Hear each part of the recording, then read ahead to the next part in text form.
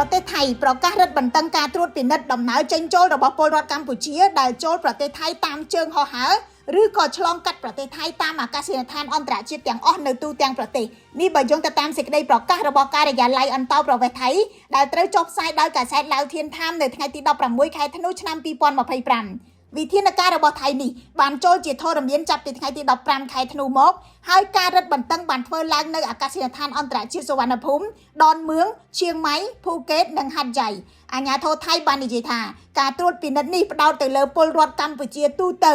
និងបុគ្គលដែលសង្ស័យថាមានពាក់ព័ន្ធនឹងសកម្មភាពយោធាឬត្រូវបានចាត់ទុកថាជាការគំរាមកំហែងទៅដល់សន្តិសុខជាតិថៃ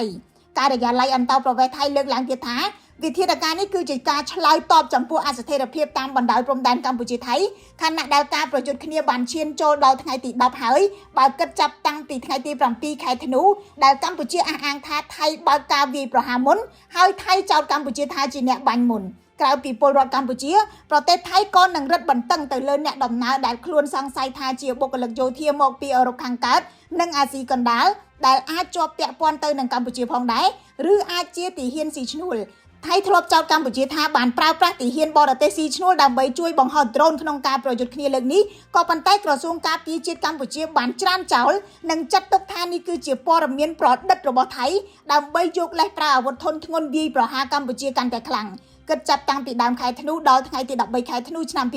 2025មន្ត្រីអន្តរប្រវេសន៍ថៃបានបដិសេធមិនអោយបុគ្គលសង្ស័យចំនួន